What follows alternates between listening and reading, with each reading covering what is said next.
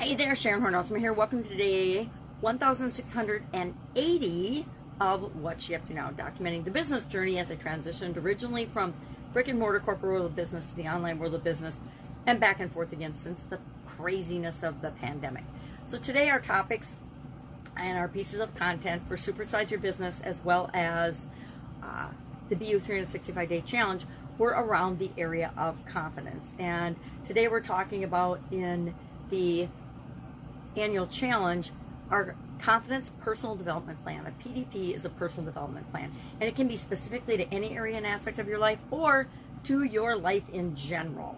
And usually mine is based on my long-term goals and how am I going to break them down and what do I need to plan and what do I need to build into my life in terms of habits and rituals and routines and practices that will help make that automatic. We'll talk tomorrow about how to make that automatic.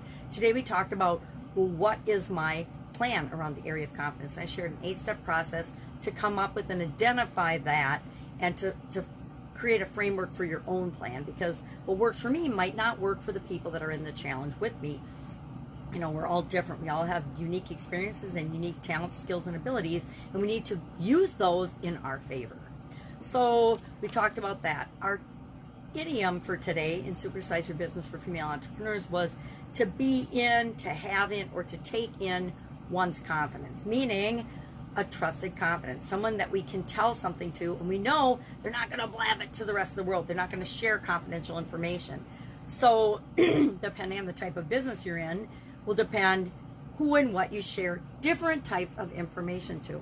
And I found in my businesses the best way to do and share information is to have everyone on the same page with the big vision and purpose and practices and core values of the business. But then based on their area of expertise and the function and what they do in the business, that's the pertinent information that they are privy to or they have information to. My financial people have access to the financials of the business, right? But there is a separation of control there, so nobody can commit fraud or embezzlement, etc. Why? Because I've been involved in businesses where that's happened. I want to make sure it never happens again, so we put processes and procedures and systems in place to separate functions and make sure that those things couldn't happen.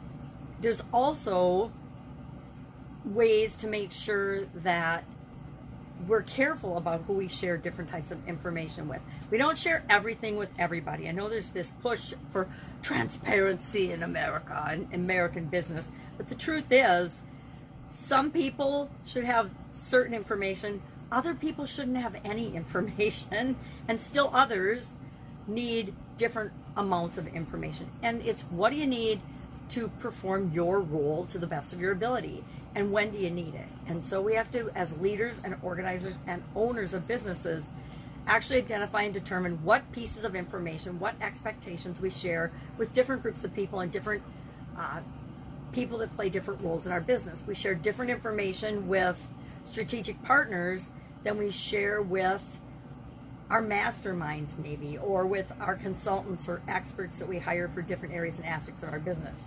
If we hire an expert to help us with a certain function or area of our business, then they need access to the information that they need to do their job, etc. So I think this is a really interesting topic that a lot of times as we're building and growing and supersizing our business, it falls through the cracks and we don't actually plan or take into consideration who needs to know what when, and how do we separate critical information that we don't ever want anyone, and this is just my opinion, we don't want anyone in our business to have access to all the information that we have and all of the confidential information that we have. Why?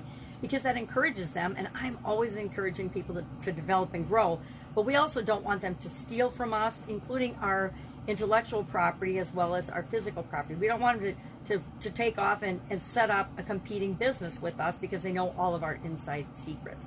And I'm not saying that from a place of scarcity or lack or fear, but I'm saying that from a common sense, let's do what's right to build and grow and supersize our business, as well as developing the people inside of our business so they don't feel the need to go out and compete against us.